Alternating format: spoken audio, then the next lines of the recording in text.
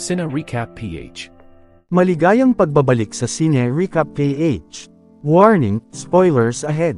Ang pelikulang itatampok natin ngayon ay patungkol sa isang batang ulila na naging parte ng rebelyon sa kanilang bansa magmula nang pumutok ang digmaang sibil. Ang pelikulang ito ay ang American war drama film na ipinalabas 2015 na pinamagatang Beast of No Nation. Bago tayo magpatuloy, paki-like ang video at mag-subscribe na din sa channel na ito. Maraming salamat. Sa isang maliit na nayon sa kanlurang bahagi ng Africa na matatagpuan ng buffer zone, payak na namumuhay ang batang si Ago kasama ang pamilya sa kabila ng napakadelikadong sitwasyon sa pagitan ng mga rebelde at puwersa ng gobyerno. Ang ama ni Ago ay isang guro sa kanilang nayon na tumutulong sa mga nangangailangan na lumilikas mula sa labanan gamit ang kanilang lupain, ngunit isang matanda ang pinagbibintangan ang pamilya nila na nangkamkam ng lupa mula sa matanda. Pero itinatanggi ito ng ama ni Ago dahil minana pa nila ang lupain sa mga ninuno. Iniisip na lang ng bata wala na sa katinuan ang matanda. Isang umaga, dumating ang puwersa ng militar sa nayon dahil sinira ng mga rebelde ang kasunduan sa pagpasok sa buffer zone, ilan sa mga hawak ng militar kontrolado na ngayon ng mga rebelde. Pinapalikas ang mga taga-nayon para sa kanilang kaligtasan, ngunit hindi pumayag ang mga kalalakihan upang protektahan ang kanilang lupain. Ang mga asawa at batang anak lang ang pinapalikas ngunit ang ina lang ni Ago ang pinasakay sa sasakyan kasama ang bunso. Walang magawa ang ama ng bata kundi isama ito pauwi sa kabila ng napakadelikado na ng sitwasyon sa kanilang nayon. Naiwan ang apat na lalaki ng pamilya hanggang sa dumating ang araw na nasa nayon na ang bakbakan ng mga rebelde at ang puwersa ng gobyerno. Nagtago sila sa isang imbakan upang umiwas madamay sa labanan. Ngunit nang makuha ng militar ang kontrol sa nayon, napagkamalan silang mga kasapi ng rebelde, sinubukan ng pamilya na kumbansihin sila na taga roon sa nayon subalit ang matanda itinangging kilala sila nito. Dahil dito pinatay ang lahat maliban sa magkapatid na nakatakas, kabilang ang kanilang ama sa mga pinatay subalit napapaligiran na din ng militar ang buong lugar dahilan ng napatay din ang nakakatandang kapatid ni Ago, at buti na lang nagawang makatakas ng bata patungo sa gubat ng nag-iisa. Wala nang ibang maasahan ang bata kundi ang kanyang sarili na lang, nagpatuloy ito sa paglalakad hanggang sa makakita ng maliit na kubo at nakahanap ng pwedeng makain, ngunit hindi siya marunong gumawa ng apoy kaya kumain na lang ito ng damo dahilan ng sumakit ang kanyang tiyan. Bigla naman itong may nakitang tao na sa isang idlap na wala, sinundan niya ito sa gubat para hanapin ngunit dumating ang mga rebelde na tinatawag na NDF o Native Defense Force, isang pausbong na grupo sa bansa na pinamumunuan ng tinatawag na komandan. Hiningi niya ang payo ng lieutenant para sa bata, nakita ito ni 2IC na isa lang bata pero ang kanilang pangkat ay binubuo ng mga batang fighters. Nang malaman ang komandant ulila na si Ago matapos patayin ang pamilya ng militar kinuha siya nito upang lumaban para sa kanila at ipaghiganti ang pagpatay sa pamilya. Isinama si Ago ng pangkat at pinagdala ng bala bilang kapalit sa pagligtas sa kanya. Naglakbay sila ng napakalayo sa kabundukan at gubat na tinatagwan ang mga air assets ng gobyerno patungo sa kampo. Pagdating doon binigyan si Ago ng tagapagsanay, upang magturo sa kanila kung paano lumaban at humawak ng armas. Isang pagsubok ang pinapagawa sa kanila upang maging kasapi sa pangkat, ang mga hindi makakapasa ay pinapatay at ang mga nakapasa binibinyagan. Matapos ang ilang buwan na pananatili sa bundok para magsanay ng mga fighters, nagdesisyon na ang komandant na bumaba na para lumaban, bago umalis sinunog nila ang buong kampo upang walang makinabang.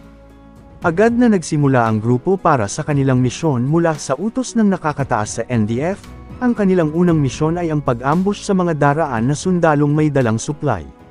Nagtago ang iba sa ilalim ng tulay habang nasa gilid ng burol ang iba nakapalibot, pagdating ng convoy ng militar doon na sinimulan ng pangkat ang pagsalakay na sabayang pag-atake, si Ago naman ang tagabigay ng bala kung saan matagumpay ang kanilang misyon. Matapos nito kinuha nila ang mga pwedeng mapakinabangan sa mga sasakyan ng militar.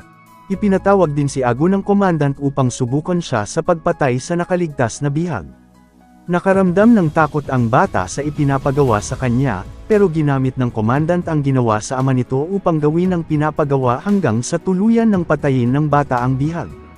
Binigyan din siya ng baril na magagamit na kailangan niyang ingatan, ngunit nakaramdam ng konsensya ang bata sa kasalanan na ginawa.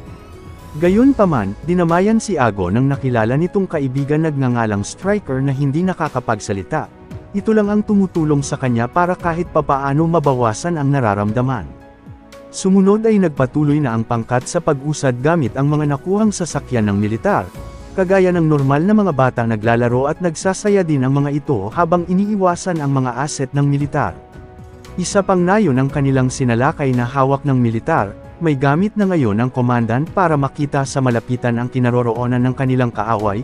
Upang makubkob ang lugar, may gamit na ring mortar ang mga ito na nagpa-atres ng puwersa ng gobyerno, dahilan ng madali lang nilang nakuha ang kontrol sa lugar. Nang gabing yun, ipinatawag si Ago ng komandan, kausap nito ang Supreme Commander ng NDF na pinapangakuan siyang gawing Brigadier General para sa isang misyon na hindi gusto ng komandan, bago nila salakayin ang capital city. Matapos sila mag-usap ng Supreme Commander, tinuruan ng Commandant si Ago na matutong sumunod kahit mali pa kagaya niya na sumusunod sa Supreme Commander, subalit may ibang pakay pala ito sa bata kagaya ng ginagawa niya sa iba bilang libangan. Agad namang tinulungan si Ago ng kaibigan na biktima din ng Commandant sa panghahalay, nahikayat si Ago gumamit ng ipinagbabawal na gamot upang tumaas ang kanyang moral. Sumunod nito, ginawa ng komandan ang utos ng nakakataas na salakayin ang mga magsasakang nakatira sa nayon na pumapanig sa puwersa ng gobyerno. Pinatay nila ang lahat ng inosenteng tao nang walang kalaban-laban para lang sa promosyon na pangako ng Supreme Commander. Ngunit sa impluwensya ng ipinagbabawal na gamot, inakala ni Ago ina niya ang nakitang babae. Pero nang mahimasmasan ito, pinatay niya din ang ginang na tinatangkang halayin ng mga kasama. Matapos mapasakamay ng rebelde ang nayon, ipinatawag ang komandan ng Supreme Leader upang mag-report sa headquarters ng NDF. Agad nagtungo ang pangkat sa hawak na lugar ng pinuno ng rebelde para makausap ito roon. Ipinagbabawal ang mga armas sa loob at pinag-antay silang lumabas ang Supreme Commander. Subalit pinag-antay lang sila roon ng matagal hanggang sa makatulog ang lahat. Kinabukasan dumating ang Supreme Leader at nakausap ng komandan. Ngunit ang inaakala niyang magandang balita ay inaalala lang ng Supreme Leader ang imahe nito sa mata ng publiko na malalaman ng buong mundo.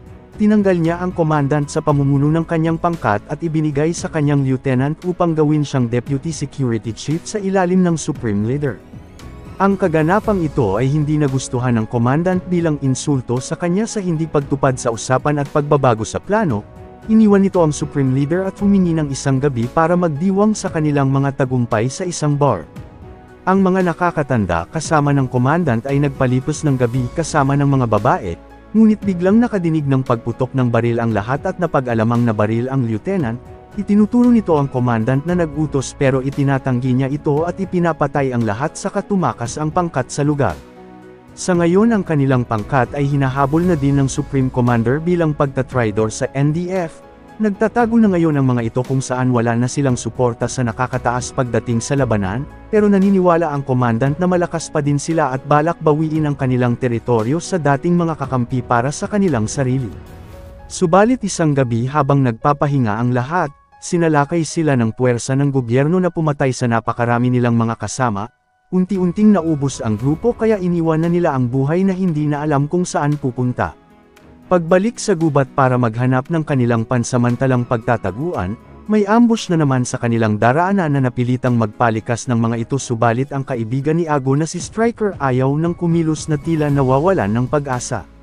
Nang lapitan niya ang kaibigan, mayroon pala itong tama na tinitiis niya lang. Ibinakay na ni Ago ang kaibigan upang mailikas sa gitna ng bakbakan at nagpatuloy sa paglalakad ng napakalayo. Nakakaramdam man ito ng pagod habang nasa likuran ng kaibigan. Wala itong balak iwan si Striker pero nalaman niyang patay na pala ito. Iniwan na din nila ito roon at nagpatuloy sa paglalakbay kung saan sila makakarating. Makalipas ang ilang buwan, ang natitirang grupo sa ilalim ng pamumuno ng komandant nasa isang minahan sa pag-asang makakuha ng gintong na pambili ng kanilang mga supply para magpatuloy sa pakikipaglaban, subalit nauubusan na sila ng bala na anumang sandali maaari silang salakayin ng militar. Ang pumalit sa lieutenant ng commandant nagpasimula ng pag-aaklas dahil wala na silang magagamit. Sumang-ayon sa lieutenant ang lahat na lisanin na ang lugar dahil wala na ding saysay ang kanilang layunin.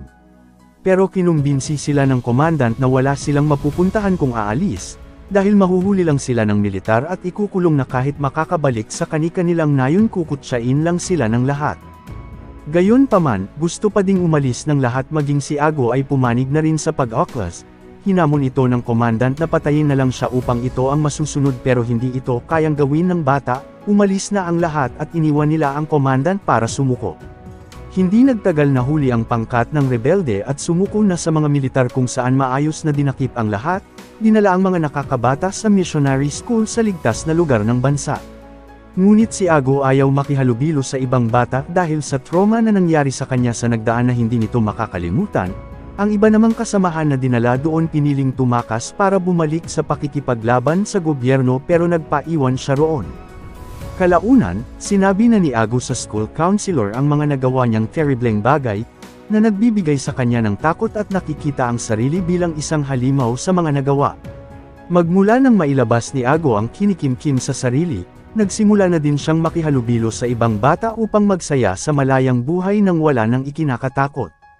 Dito na nagtatapos ang ating kwento, sana nagustuhan nyo.